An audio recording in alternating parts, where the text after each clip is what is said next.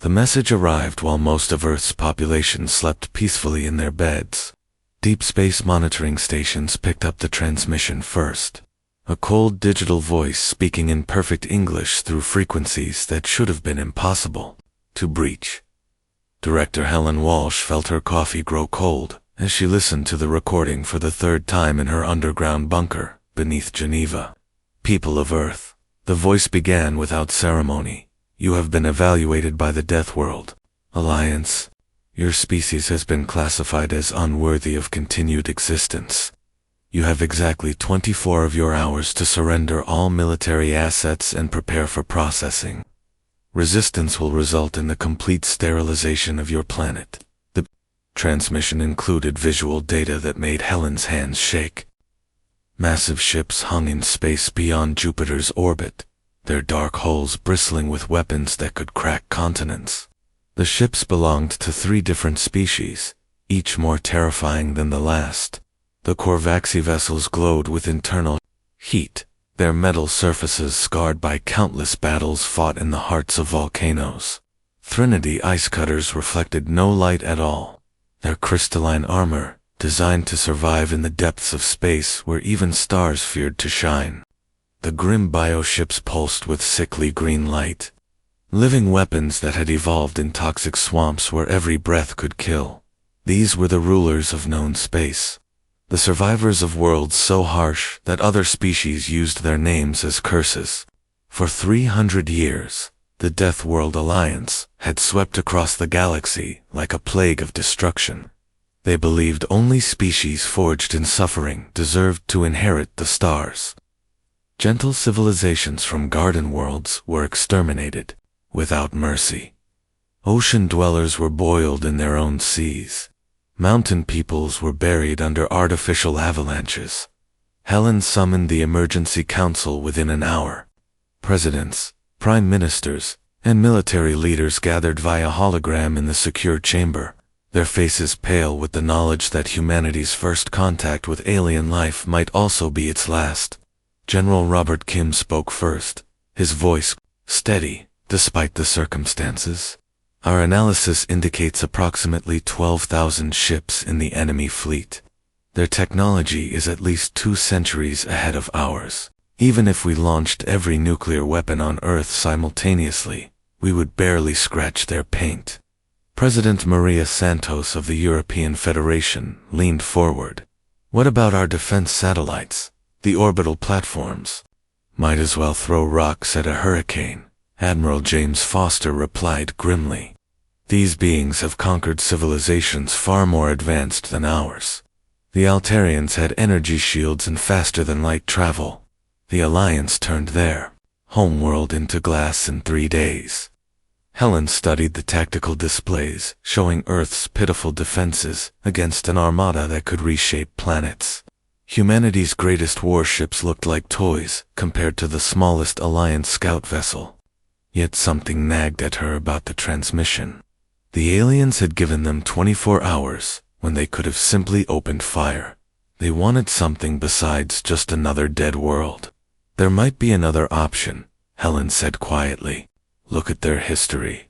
The Alliance doesn't just destroy species randomly. They test them first. The Korvaxi only respects strength. The Threnody value cunning above all else. The Grim admire adaptability. What if we don't surrender or fight? Chinese Premier Wang Li raised an eyebrow. What are you suggesting? What if we ask to join them? The room erupted in protests and accusations of madness. Helen waited for the noise to die down before continuing. Think about it. They call themselves the Deathworld Alliance because they believe only survivors of deadly planets deserve respect. But what kind of world do you call a planet where ice ages alternate with volcanic periods, where continents drift and collide, where asteroid impacts reset evolution every few million years, where the atmosphere itself was poisonous until life forms changed it? General Kim frowned. Earth isn't exactly a garden world. But compared to their homeworlds, Earth is a testing ground that produces the ultimate generalists. The Korvaxi evolved in extreme heat. The Thrinity adapted to extreme cold. The Grimm survived extreme toxicity. But humans survive everything because our world throws everything at us. Admiral Foster shook his head. Even if that's true, they'll never believe it. Look at us, compared to them. Helen pulled up images from the Alliance databases.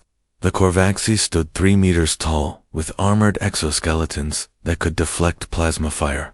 The Thrinity moved, like liquid ice, their crystalline bodies impervious to radiation. The Grimm breathed poison and secreted acid that could dissolve steel. They look impressive, Helen admitted, but they're specialists. Each species adapted to one extreme environment. We adapted to constant change. While they were perfecting survival in one type of hell, we were learning to survive in every type of hell Earth could create. The debate raged for hours, while the clock ticked toward humanity's deadline. Some argued for evacuation ships to preserve part of the species. Others favored a nuclear strike that would at least make Earth's conquest costly. But as dawn approached, Helen's proposal gained support from an unexpected source. Dr. Amanda Torres, Earth's leading xenobiologist, had been analyzing the Alliance species' physiological data. Director Walsh might be right, she announced. Look at their metabolisms. The Korvaxi require extreme heat to function efficiently. The Thrinity needs sub-zero temperatures. The Grimm depend on toxic atmospheric components. But humans function across temperature ranges that would kill any of them. Our bodies regulate heat and cold, filter toxins, and adapt to pressure changes. That would rupture their organs. President Santos looked skeptical. Even if we can convince them Earth is a death world, that doesn't make us warriors like them. No, Helen agreed. It makes us something better. It makes us universal survivors. With 2 hours remaining until the deadline, Earth's leaders reached their decision. Helen composed the response personally, choosing each word with care. The message was brief and direct, transmitted on the same frequency the Alliance had used, to the Deathworld Alliance. We have received your ultimatum, and find it based on incomplete information. Earth is indeed a death world, and humanity has proven itself worthy through survival of countless extinction events. We do not surrender, nor do we offer futile resistance. Instead, we formally request evaluation for membership in your alliance, as equals among the galaxy's supreme survivors. Helen sent the transmission and settled back to wait. Either humanity had just signed its death warrant with incredible stupidity, or they had opened a door that could change everything. The response came faster than expected, filled with what sounded suspiciously like laughter. Humans of Earth, the voice said, no longer cold, but filled with genuine amusement. Your request has been noted and will be considered. Prepare representatives for the trial of worlds. If your species proves worthy, you will be welcomed. If not, your deaths will at least provide entertainment. You have 3 of your days to make arrangements. The transmission ended, leaving Earth's leaders staring at each other in stunned silence. They had bought time, but at what cost? The trial of worlds was legendary throughout the galaxy as a death sentence disguised as an opportunity. No species had ever passed all 3 tests, but as Helen looked around the room at humanity's representatives, she felt something that surprised her. Hope. These beings from the Alliance had conquered the galaxy through strength, cunning, and adaptability. They had never encountered a species that possessed all 3 traits in equal measure. The game had begun, and humanity intended to win. 3 weeks later, David Reed stood in the cargo bay of humanity's most advanced transport ship. Watching his team make final preparations, the silence felt heavy with unspoken fears. Around him, 36 volunteers checked equipment that seemed pathetically inadequate for the trials ahead. Basic atmospheric suits, minimal tools, and emergency rations for 3 days. Everything else they would need to survive 30 days on each Alliance homeworld. They would have to create or find themselves. Reed had not expected to be chosen as team leader. His background in extreme environment, survival, and diplomatic training made him qualified, but the psychological profile that sealed his selection remained classified. What the review board saw in his file was a man who thrived in impossible situations, who found opportunity where others saw only death. The Alliance had made their rules clear through Admiral Vorthok himself. No protective gear beyond basic life support. No outside supplies after the first 3 days. No rescue missions if teams failed. The trial would test humanity on all 3 Alliance homeworlds simultaneously. Success required surviving on each world for 30 standard days, while completing tasks that proved understanding of local conditions. "The Korvaxi think we'll boil in the first hour," muttered James Wright, the team's engineer. He was staring at thermal readings from Korvax Prime, where surface temperatures averaged 800 degrees Celsius. The hottest desert on Earth barely reaches 50 degrees. Reed smiled grimly. "The Korvaxi evolved in those temperatures. We didn't. But we learned to survive in places that would kill them too." He pulled up Earth's climate data. Antarctica reaches -90 degrees. The Sahara hits 70 degrees. Our deepest mines reach temperatures over 60 degrees with crushing pressure. Earth didn't just give us one extreme, it gave us every extreme. Marine Sergeant Linda Hayes finished securing their geological survey equipment. "Still seems like we're walking into a furnace with water pistols." "Maybe," Reed replied, "but remember what we learned about their psychology. The Alliance respects survival, but they also respect innovation. They want to see how we adapt, not just how long we last." The transport shuddered as it dropped out of faster-than-light travel. Through the viewports, Korvax Prime appeared like a glowing coal against the darkness of space. Its surface writhed with constant volcanic activity. Rivers of lava painting abstract patterns across continents that shifted daily. No permanent structures existed on the surface, because none could survive the constant geological violence. Admiral Vorthok's voice crackled through the communication system. "Humans, you will be deposited at 3 separate locations on Korvax Prime. Your Threnody and Grim counterparts face similar trials on their respective worlds. Standard monitoring will record your progress or failure for Alliance records. Begin when ready." The landing was rougher than expected. Their transport barely touched the surface before Alliance crew members began shoving equipment toward the exit ramp. Reed felt heat radiating through his suit's cooling systems even before stepping outside. The air shimmered with thermal distortion, and the ground beneath their feet was warm enough to cook food on. "Temperature readings are off the charts," Wright called out over their communication network. "Cooling systems are already working at maximum capacity." Reed surveyed their landing site quickly. A valley between 2 volcanic peaks offered some shelter from direct lava flows, but the heat remained intense. Steam vents dotted the landscape, releasing superheated gases that would kill unprotected humans in seconds.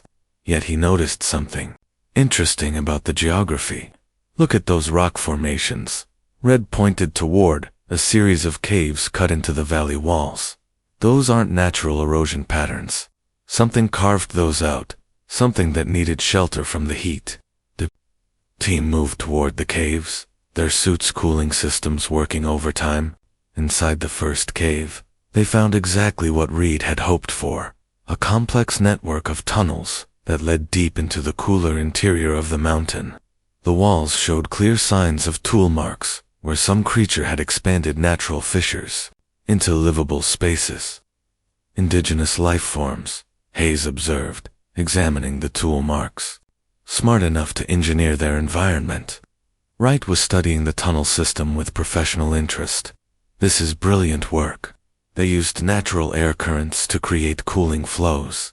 Look here, they carved channels to direct groundwater through the walls. It's like a giant refrigeration system." Reed felt his first surge of real hope. If local life forms can modify this environment, so can we. "James, what would it take to improve their design?" "Over the next 6 days, the human team accomplished something the watching alliance had never seen before.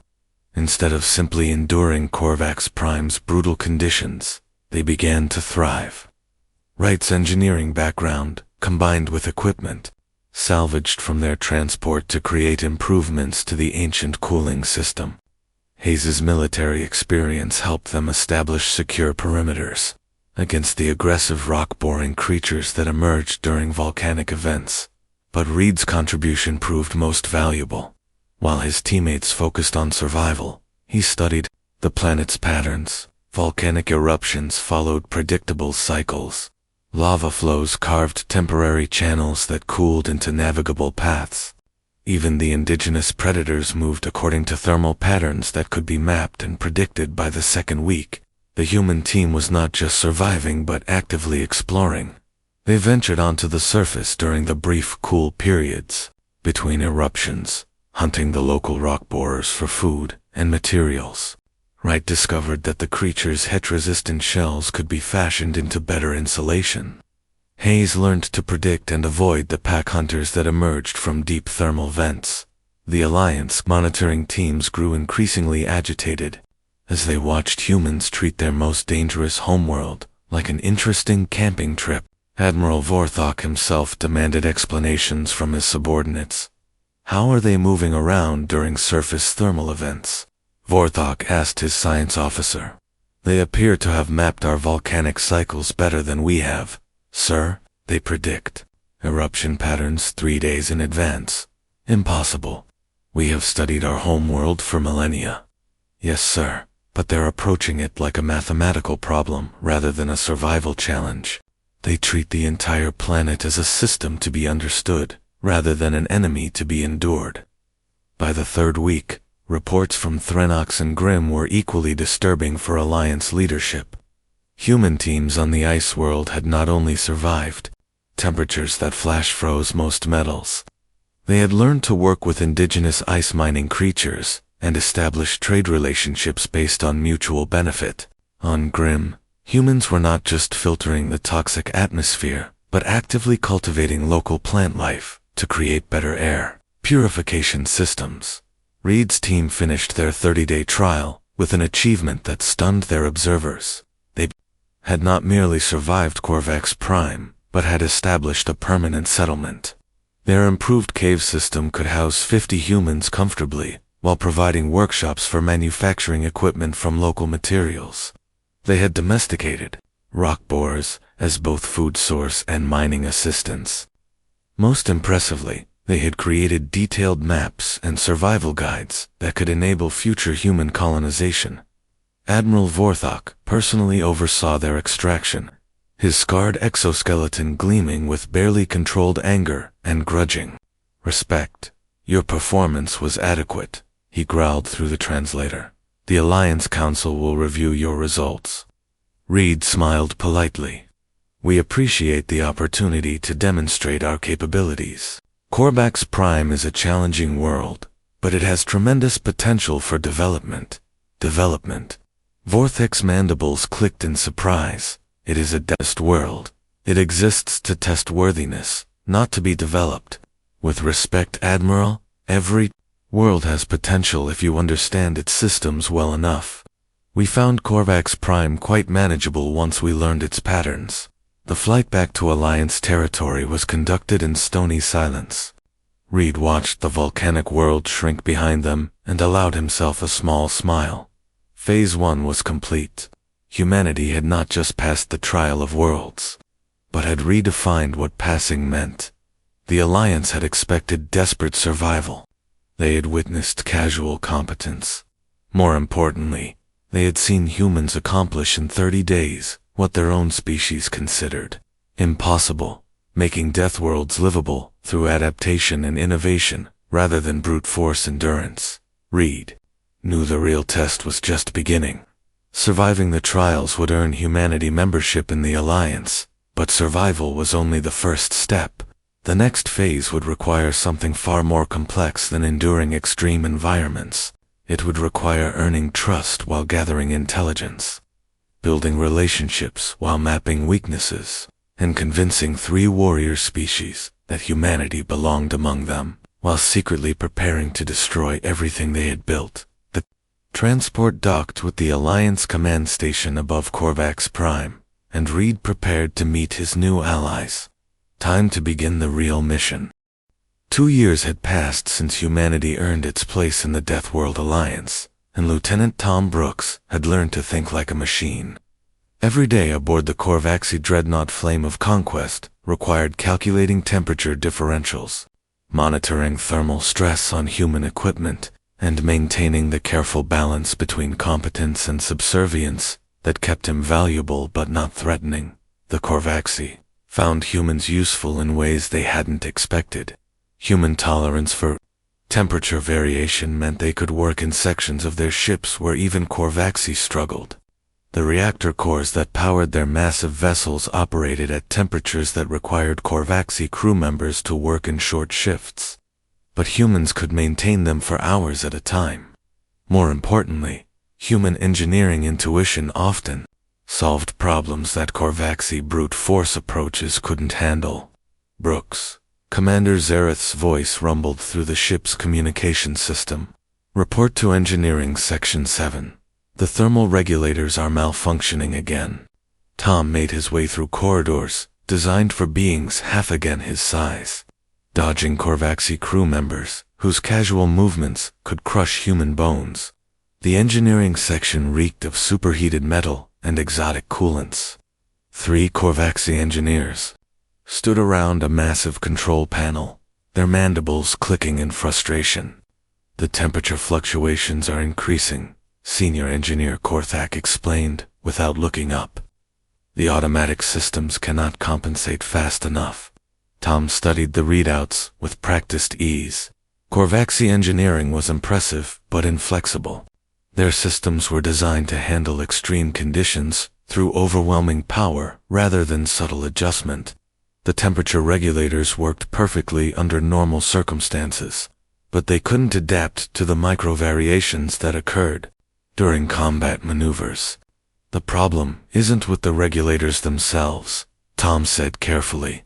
It's with the response timing. Your systems are designed for steady-state operations, but during tactical movements, the thermal load changes too quickly for the controllers to track. Korthak's compound eyes focused on him with interest. Explain. Tom pulled up the ship's maneuvering logs and overlaid them with thermal data. See these spikes? They correspond with sharp course changes. The regulators are trying to compensate for the previous thermal state instead of predicting the new one. Prediction requires computational power we do not have available for such minor systems, Korthak replied dismissively. Actually, it doesn't. Tom had spent months working toward this moment. Human brains are very good at pattern recognition. I could write a simple algorithm that would predict thermal changes based on planned maneuvers. It would only require minimal processing power. Zareth had joined the group, drawn by curiosity about what the human was proposing. You would modify our systems, only the control software, Commander. The hardware would remain unchanged. The modification would actually reduce strain on the regulators by giving them advanced warning of thermal changes. The Korvaxi exchanged glances. Allowing an alien to modify their ship's systems violated numerous protocols, but the persistent thermal regulation problems had caused 3 minor fires in the past month. After a brief discussion in their native language, Zareth nodded agreement. Tom spent the next week implementing changes that went far beyond simple thermal regulation improvements. His software modifications included diagnostic routines that mapped the ship's entire power distribution network, data logging systems that recorded operational parameters, and communication protocols that would allow his modifications to interface with other ship systems. By the time he finished, he had detailed technical specifications for one of the Alliance's most powerful warships. The improvements worked perfectly. The thermal fluctuations stopped, and the engineering staff began requesting similar modifications for other systems. Within months, Tom had access to technical information that could have taken human intelligence years to gather through. traditional espionage, but the technical intelligence was only part of his mission. The harder challenge was understanding Korvaxi psychology and culture. Tom spent his off-duty hours in the crew recreation areas, learning their games and customs. The Korvaxi respected directness and efficiency, but they also valued hierarchy and tradition. They were warriors by nature, but warriors with a deep appreciation for craftsmanship and technical excellence. Your species has interesting approaches to engineering, Zareth commented one evening as they shared a meal in the officers' dining area. The Korvaxi commander had taken an unexpected interest in human perspectives on technical problems. We have to be creative, Tom replied honestly. Earth doesn't have the abundant energy sources that your homeworld provides. We learned to do more with less. This explains your efficiency improvements. But there is something else. Your modifications don't just solve problems. They anticipate problems that haven't occurred yet. Tom chose his words carefully. Human history is full of disasters caused by systems that worked perfectly until they didn't. We learned to build in safety margins and backup plans. Paranoia as engineering philosophy, Zareth mused. Inefficient, but robust.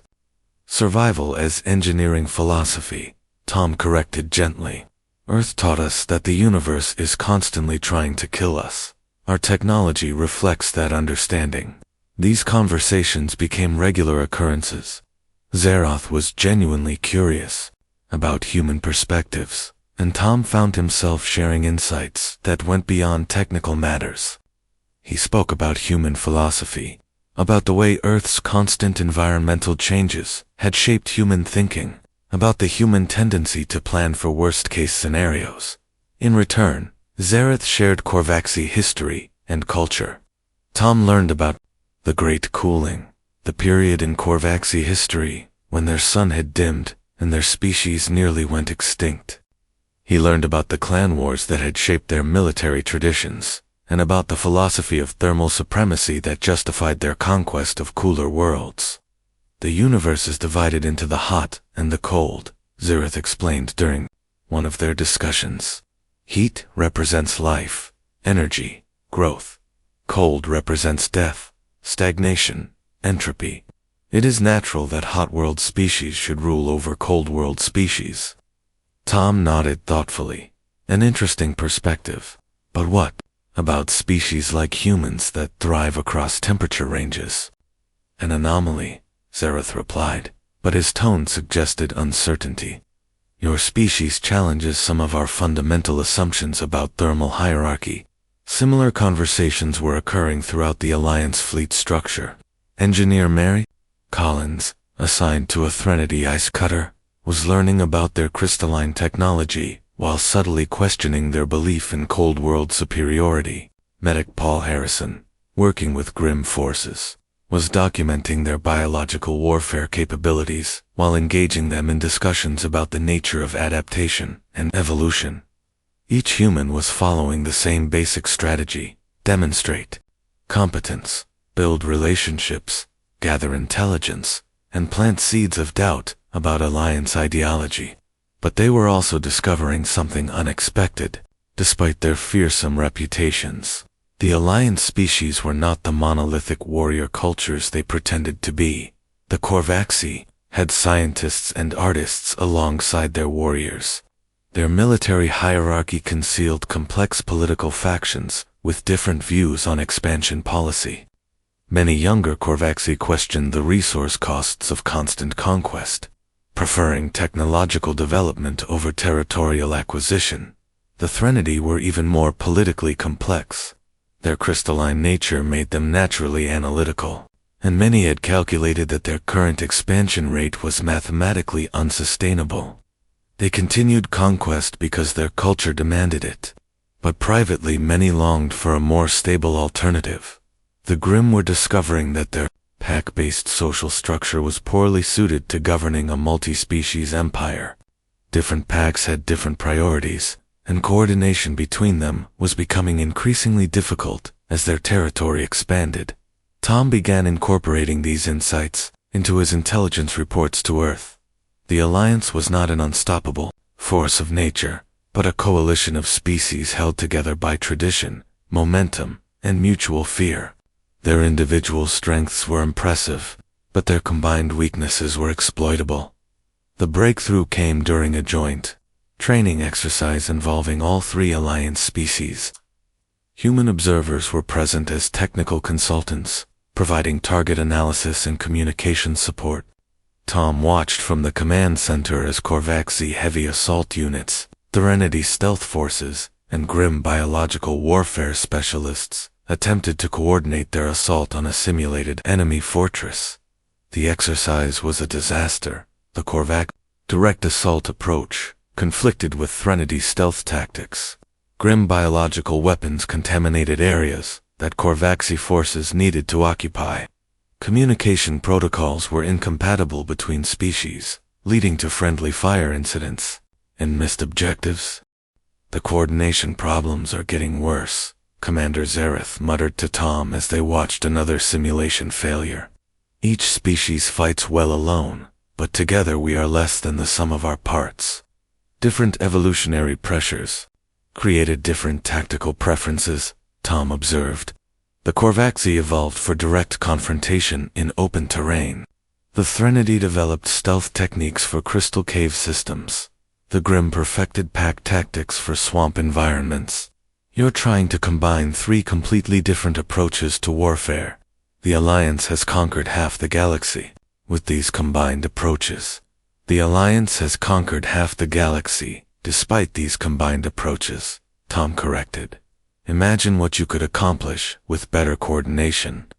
That night, Tom composed his most important intelligence report yet.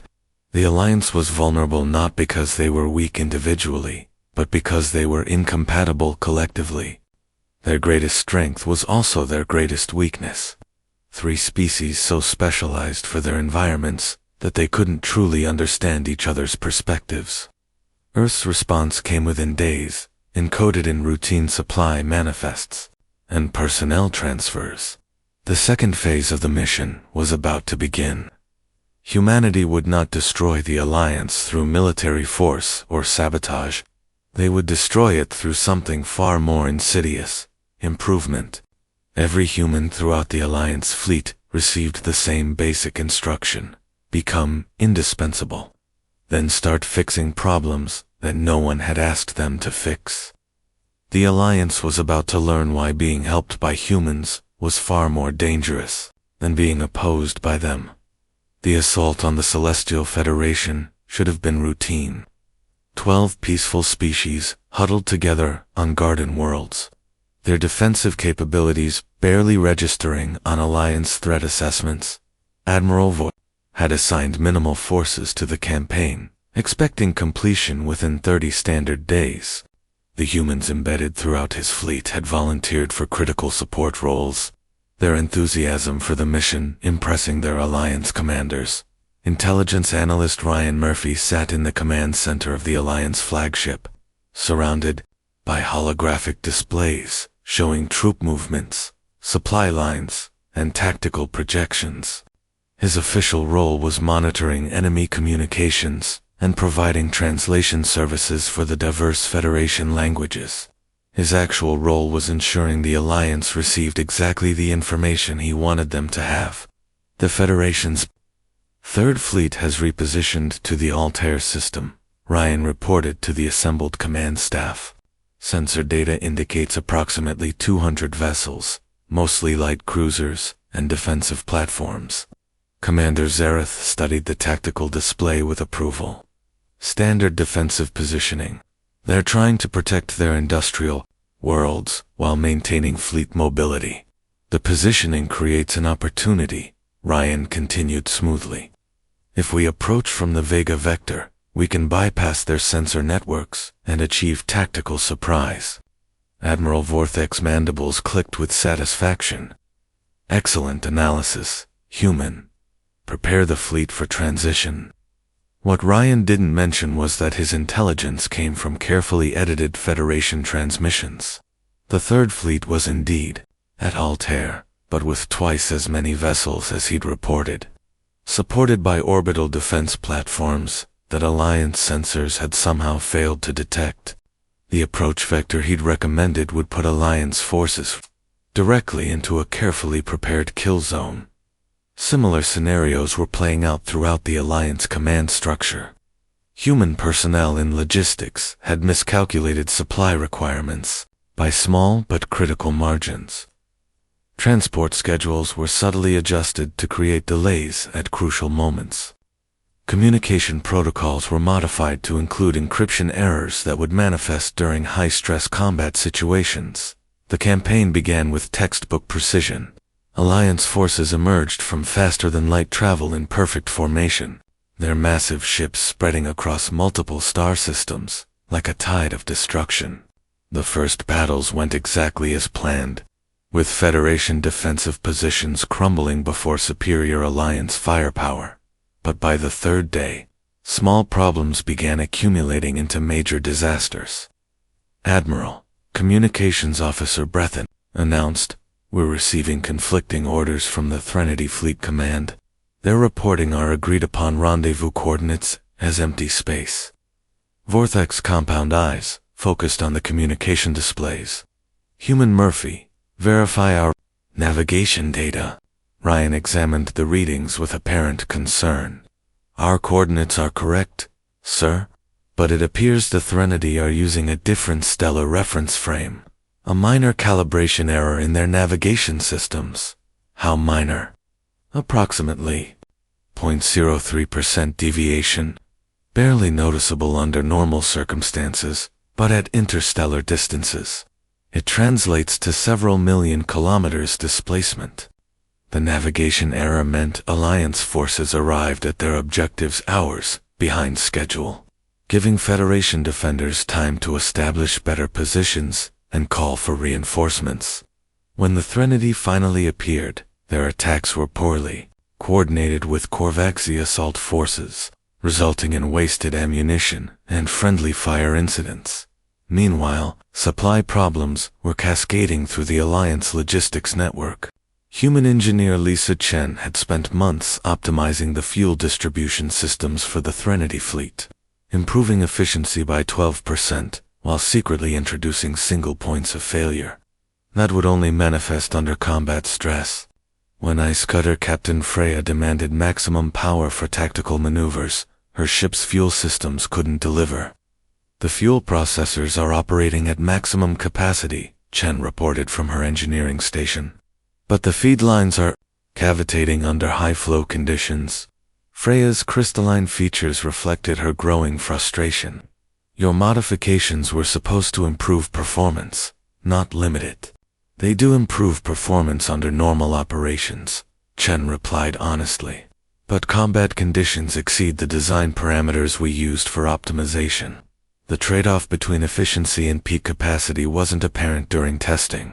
Similar conversations were occurring throughout the Alliance fleet as human improvements revealed their hidden costs. Weapon systems optimized for accuracy suffered reduced rate of fire during extended engagements.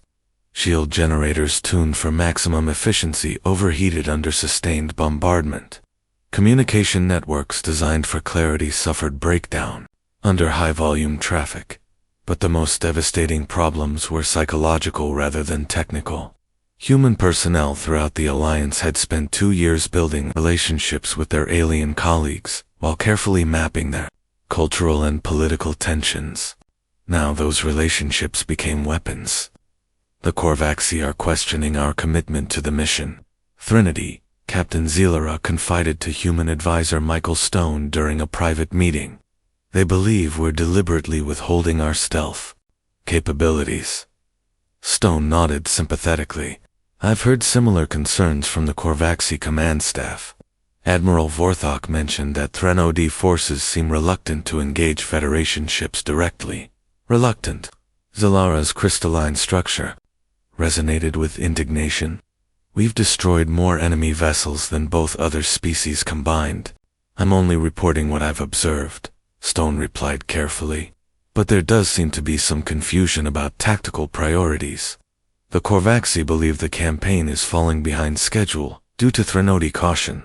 Similar conversations were occurring between humans and Korvaxi personnel, with human advisors expressing concern about threnody, reliability, and commitment.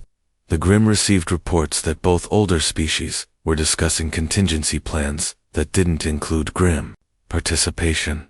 The psychological pressure campaign reached its culmination during the assault on the Federation capital system.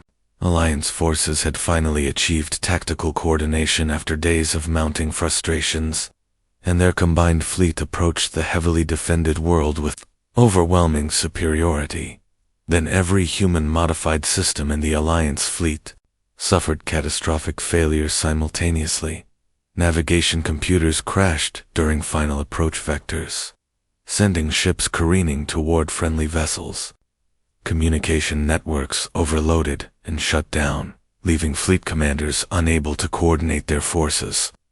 Weapon targeting systems locked up at the moment of engagement, requiring manual overrides that took precious minutes to implement. The Federation defenders, forewarned by intercepted Alliance communications that humans had carefully allowed to leak, were ready for the chaos.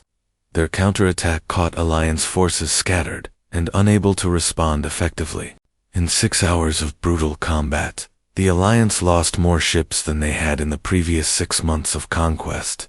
Admiral Vorthak's flagship limped back to Alliance territory, with its hull breached and its crew demoralized. The command center was a chaos of recrimination and blame as the three species. Leadership tried to understand how their greatest military campaign had become their worst defeat. The navigation failures were clearly sabotaged. Commander Zareth insisted, his scarred exoskeleton bearing new damage from the battle. Threnody systems were the first to fail. Korvaxi! Paranoia! Captain Zilara replied coldly. Your thermal management systems overloaded our crystalline processors. The failures were caused by incompatible engineering approaches, not sabotage. Grimm Pack leader Vaxon's chemical scent indicators showed barely controlled aggression. Both species blamed technical failures for tactical incompetence. Grimm forces maintained operational capability throughout the engagement. Grimm forces retreated after the first hour. Zareth countered. Where was your legendary adaptability? Ryan Murphy sat at his intelligence station, monitoring the argument while maintaining a carefully neutral expression. Around the command center, other human personnel performed their duties with professional competence, showing no signs of the satisfaction they felt at watching the Alliance tear itself apart. Perhaps, Ryan interjected during a brief pause, in the recriminations, we should focus on analyzing what went wrong rather than assigning blame. I've been reviewing the technical failures, and I think I see some patterns. The alien commanders turned to him with desperate hope. The human had been their most reliable source of tactical analysis throughout the campaign. The failures weren't random, Ryan continued. They all occurred at moments of maximum stress, when our forces were trying to coordinate complex maneuvers. Each species' technology works perfectly in isolation, but the integration points are vulnerable. Admiral Vorthak leaned forward, explained. The Alliance's strength comes from combining 3 different technological approaches, but that same diversity creates compatibility problems under extreme conditions. Korvaxi thermal systems interfere with Threnody crystalline processors. Threnody precision electronics are disrupted by Grimm biological emissions. Grimm adaptive protocols conflict with Korvaxi rigid command structures. The analysis was technically accurate, which made it devastating. Ryan was describing real problems that had been deliberately engineered and exploited by human personnel throughout the fleet. The Federation knew exactly when to attack, Vaxon observed, his scent indicating suspicion. They anticipated our system failures with impossible precision. Intelligence leak, Solara stated flatly. Someone provided them with detailed information about our capabilities and vulnerabilities. The accusations flew like plasma fire, with each species suspecting the others of treachery. Zirath accused the Threnody of selling information to save their own forces. Zilara suggested the Korvaxi had sabotaged Threnody systems to claim greater glory for themselves. Vaxen claimed both older species were conspiring to exclude the Grimm from future campaigns. Ryan watched the disintegration with professional admiration for human planning. Every accusation contained just enough truth to be believable. The Threnody had indeed been more cautious during the campaign, but only because human advisors had convinced them that Korvaxi tactical doctrine was recklessly wasteful. The Korvaxi had questioned Threnody commitment, but only after humans suggested that Threnody crystal form psychology made them inherently unreliable allies. The Grimm had been excluded from some tactical planning, but only because humans had convinced the other species that Grimm-Pack mentality was incompatible with large-scale operations. There is another possibility, Ryan said quietly, cutting through the increasingly hostile exchange. What if the Federation has been studying us longer than we realized? They've had centuries to analyze alliance tactics from previous campaigns. Maybe they finally learned how to exploit our coordination problems. The suggestion was both flattering and terrifying. It implied the alliance was so powerful that only centuries of careful study could reveal their weaknesses, while simultaneously suggesting that those weaknesses were now known to their enemies. Admiral Vorthok studied the tactical displays, showing the extent of their defeat. Nearly 40% of the Alliance fleet had been damaged or destroyed. The Federation's defensive success would encourage other species to resist rather than surrender. Worse, news of Alliance vulnerability would spread throughout the galaxy. We need new tactics, Vorthok decided. New approaches that the Federation hasn't studied. Human Murphy, your species has provided useful insights. What do you recommend? Ryan pretended to consider the question carefully. The traditional Alliance approach relies on overwhelming force applied through combined operations. But, as we've seen, coordination becomes more difficult as operations become more complex. Perhaps we should consider alternative strategies, such as smaller, more focused campaigns using single-species forces, instead of trying to coordinate all three Alliance militaries simultaneously. We could assign different objectives to different species based on their natural advantages. The suggestion was strategically sound and psychologically appealing. Each species would be free to operate according to their own doctrines, without interference from incompatible allies.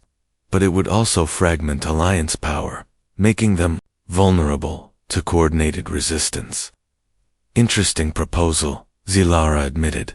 Threnody forces would be more effective operating independently, as would Korvaxi assault units, Zereth agreed. Grimpacks prefer autonomous operations, Vaxen added. Ryan nodded enthusiastically. We could maintain strategic coordination while achieving tactical independence. Each species takes responsibility for objectives that match their capabilities. The plan was adopted within days, with Alliance territory divided into separate operational zones. The Korvaxi would focus on heavily defended industrial worlds, where their superior firepower provided clear advantages. The Threnody would target lightly defended systems where stealth and precision were more valuable than raw power. The Grimm would handle worlds with complex ecosystems where their adaptive capabilities would prove decisive. Human personnel were distributed among all three operational commands, providing intelligence analysis and technical support, while secretly coordinating their activities. The stage was set for the Alliance's final destruction, not through external conquest but through internal dissolution. The retreat from Federation space marked the end of Alliance invincibility. For the first time in 3 centuries, their enemies had not only resisted but achieved decisive victory. The psychological impact rippled through Alliance territory as subject species began questioning whether their conquerors were truly unstoppable. But the real damage was invisible, embedded in the growing suspicion and resentment between Alliance species. The bonds that had held their coalition together for 300 years were beginning to fracture under the carefully applied pressure of human manipulation. Ryan submitted his final intelligence report on the campaign with professional satisfaction. Phase 3 of humanity's plan was complete.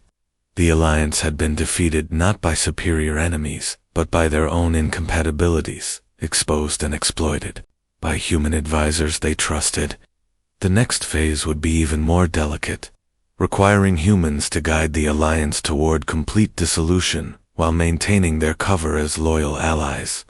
The Deathworld Alliance was dying from within, killed by the most dangerous weapon humanity possessed: the ability to make enemies trust them, while they destroyed everything those enemies held dear. The emergency session of the Alliance High Council convened in the ancient chambers beneath Korvax Prime's surface, where volcanic heat provided appropriate atmosphere for serious deliberation. Representatives from all 3 species gathered around the obsidian conference table, their faces grim with the knowledge that their empire was crumbling faster than anyone had predicted. David Reed sat at a smaller table reserved for human advisors, his diplomatic credentials earned through 4 years of flawless service to the Alliance cause.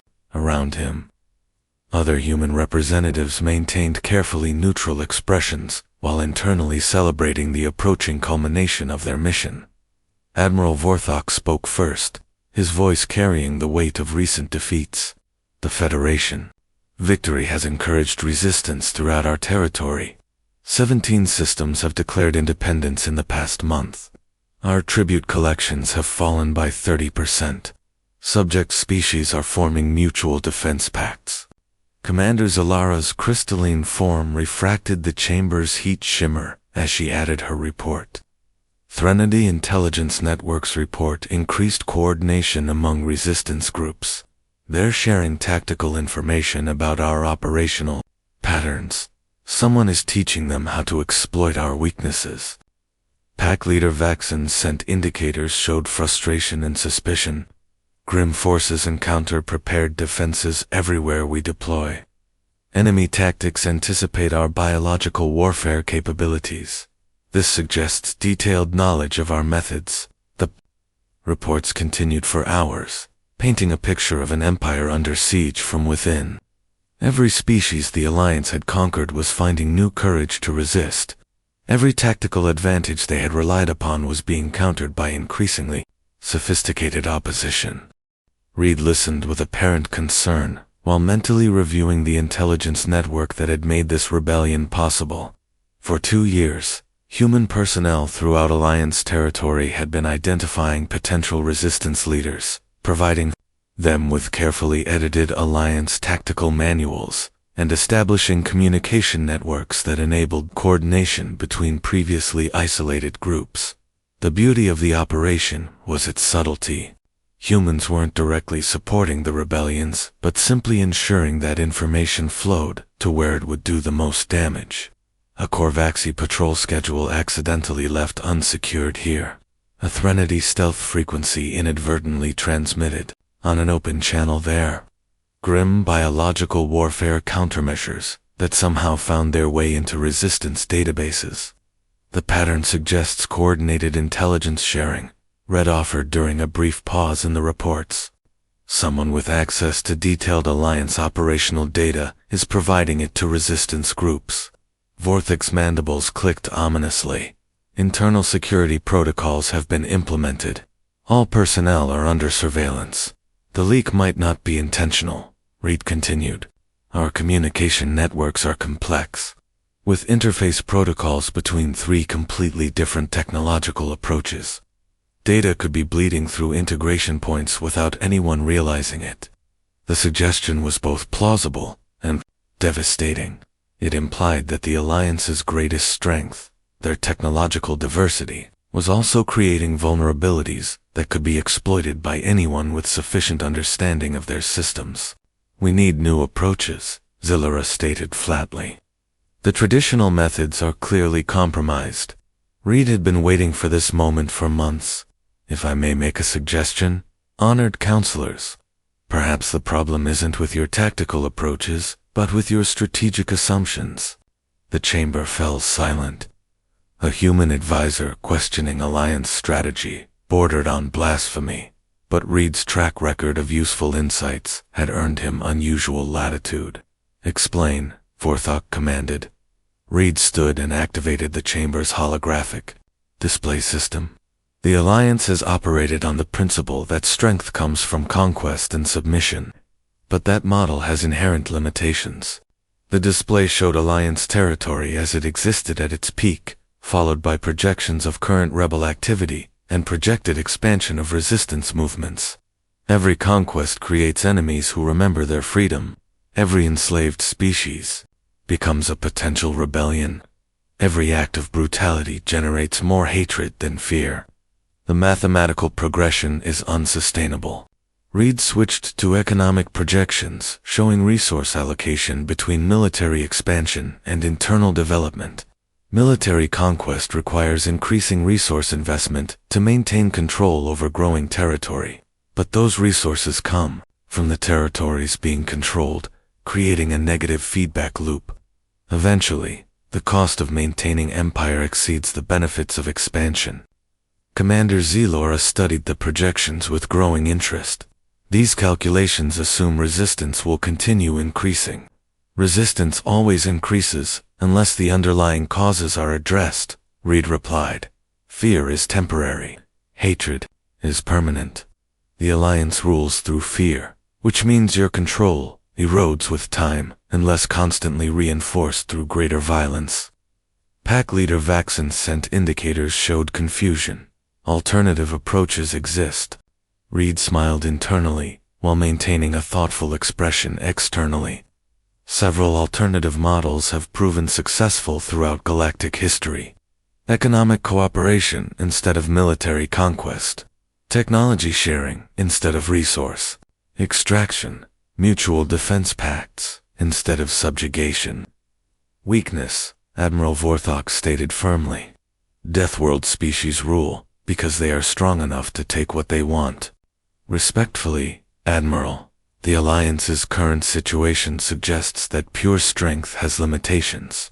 You're facing coordinated resistance from dozens of species, declining resource extraction, and increasing military expenditure. The strength model is failing." Reed activated another display showing theoretical projections of alternative approaches. "Consider what might happen if the Alliance offered partnership instead of conquest. Species that contribute willingly are more productive than slaves working under threat. Allies provide resources during crises, instead of requiring additional military investment to maintain control." The projection showed dramatic improvements in resource generation, technological development, and territorial stability under cooperative models versus conquest-based alternatives. "These projections assume species would choose cooperation," Zilara observed. "Many would, given viable alternatives to conquest or resistance. Most species want security, prosperity, and autonomy. The Alliance could provide security through mutual defense pacts, prosperity through trade relationships, autonomy through federation structures instead of direct rule." Reed was describing the exact opposite of everything the Alliance represented, but he presented it as natural evolution rather than fundamental change. "The Deathworld Alliance would become a Deathworld Federation," Reed continued. "Member species would contribute according to their capabilities instead of being exploited according to their weaknesses. The three core species would provide leadership and protection instead of domination and extraction." Vaxon's scent indicators showed increasing interest. "Grim pack structures involve cooperation between different specialized roles. Federation approaches might be compatible with our social organization. Threnody analytical capabilities would be valuable for coordinating complex multi-species relationships," Zelora added thoughtfully. Admiral Vorthok remained skeptical. "Korvaxi's strength built this empire. Why should we abandon successful methods?" "Because successful methods stop being successful when circumstances change," Reed replied gently. "The Alliance conquered isolated species who couldn't coordinate effective resistance. Now they're facing coordinated opposition from dozens of species, sharing intelligence and resources. The old methods are being countered by new realities. The debate continued for days, as Alliance leadership grappled with concepts that challenged their fundamental worldview. Reed provided detailed projections, historical examples, and practical implementation strategies, while carefully avoiding any suggestion that humanity had engineered their current crisis. The breakthrough came when Commander Zillera completed her own analysis of Reed's projections. "The mathematical models are sound," she announced. Federation approaches would generate 47% more resources than current extraction methods, while requiring 62% less military expenditure. Admiral Vorthok studied the calculations with growing amazement. "These numbers assume voluntary compliance. Voluntary compliance is more efficient than forced compliance," Reed explained. "Slaves work just hard enough to avoid punishment. Partners work hard enough to achieve shared goals." Pack Leader Vaxon was examining social organization models. Federation structures could accommodate grim pack hierarchies, while providing larger territorial ranges for expansion. The decision was reached gradually, rather than dramatically. The Alliance would offer selected rebel systems a choice between continued resistance and Federation membership. Species that accepted partnership would retain local autonomy while contributing to mutual defense and economic cooperation.